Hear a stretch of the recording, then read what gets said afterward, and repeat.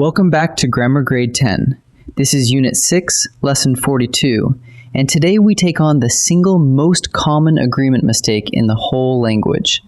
It is not a hard rule, but it fools people every single day, in essays, in emails, even in print. The trap is a small group of words that slips in between the subject and the verb, and quietly drags that verb to the wrong number. Let's learn to see it coming and to shut it down. Let's lay the ground first. A verb must agree with its subject in number. If the subject is singular, one thing, the verb takes its singular form. If the subject is plural, more than one, the verb takes its plural form. The dog barks, the dogs bark. Simple enough. And when the subject and the verb are sitting right next to each other, almost nobody makes a mistake. But sentences are not always that tidy. Very often, other words come crowding in between them, and the instant they do, a question opens up. Which word is the real subject? Here is the trap in its purest form. Listen to this sentence. The box of nails are heavy. Did that sound almost okay to you? Plenty of people would let it slide right past. The word sitting closest to the verb is nails, and nails is plural, so the ear reaches for a plural verb. But that is the wrong word to match. Now the correct version. The box of nails is heavy. What is actually heavy? The box. There is one box, so the verb must be singular. The nails were never the subject at all. They are riding along inside a prepositional phrase, of nails, and a noun tucked inside a prepositional phrase can never be the subject of the sentence. So what do we do about it? Here is the method, and it is beautifully simple. Move 1. Cross out every prepositional phrase in the sentence. You already know these from Lesson 10 and Lesson 19. A preposition followed by its object, of nails, on the team, from the coach, in the top drawer, with his younger brother. Draw a line right through them or gray them out in your mind. Move 2. Find the simple subject that is left standing, the bare noun we met back in Lesson 13, with all the extra baggage stripped away. Move 3. Match the verb to that word and to nothing else. And here's the principle underneath the whole thing. A noun sitting inside a prepositional phrase is the object of that preposition, and the object of a preposition can never be the subject of the sentence. Never. Cross it out and the confusion goes out with it. Let's run the method on 2 sentences and watch it do its job. First, the box of nails is heavy. Cross out the phrase of nails and see what is left. The box. One box, so the subject is singular, and the verb must be singular too, is heavy. The verb answers to the subject, and only to the subject. Watch how that link jumps clean over the phrase in the middle, as if it were not even there. Now the second sentence. The players on the team are ready. Cross out on the team, and we are left with the players. That is many players, so the subject is plural, and the verb goes plural, are ready. And here is the beautiful part. The phrase in the middle can be singular or plural, long or short, and it changes absolutely nothing about the verb. Now let's make sure the trap can spring in both directions, because the phrase does not care which way it fools you. First, the color of the uniforms is red. The phrase is of the uniforms, and uniforms is plural, so your ear is begging you to write are. Do not listen to it. Cross the phrase out, and the subject is color. One color, so the verb is singular, is red. Now watch the mirror image. The letters from the coach were lost. This time the phrase is from the coach, And coach is singular, so the ear wants was. Cross it out, and the subject is letters. Many letters, so the verb is plural, were lost. Either way, the rule holds. The phrase in the middle has no vote. Now for the sneakiest version of all.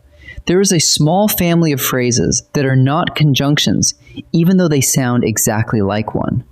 Look at them. Along with, as well as, in addition to, together with. Every one of them feels like the word and, doesn't it? It sounds like you were adding a second person to the subject. But they are only phrases. They do not build a compound subject the way the word and does. Here is the sentence. The captain, as well as the players, is ready. Not are ready, is ready. Why? Because the subject is still just the captain. One captain. That phrase is set off by commas. It is extra information, and it has no power at all to change the number of the subject. Compare it with a real conjunction. The captain and the players are ready. That word and truly joins two subjects, and now the verb turns plural. So watch those commas. If a phrase is tucked between them, cross it out and let the original subject pick the verb. Let's put the whole lesson on a single card. Step 1. Cross out every prepositional phrase. And cross out those comma phrases too, the ones like as well as the players.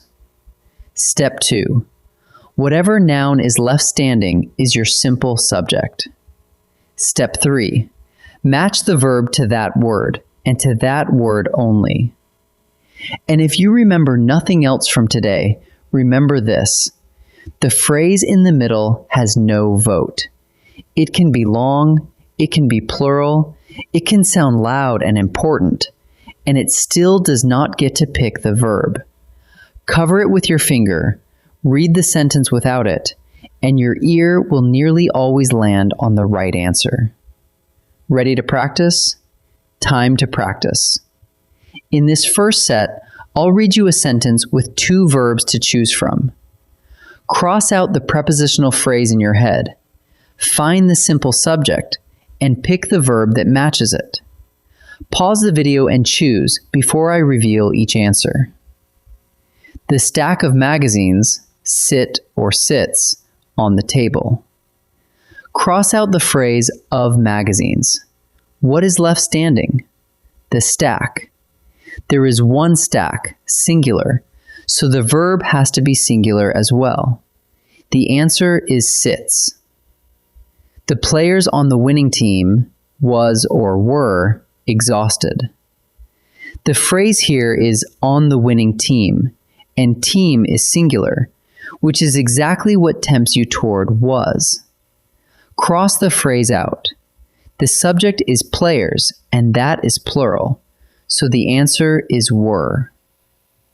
The flavor of the berries is or are tart. Berries is plural, and it sits right up against the verb, so your ear practically screams are. Ignore it.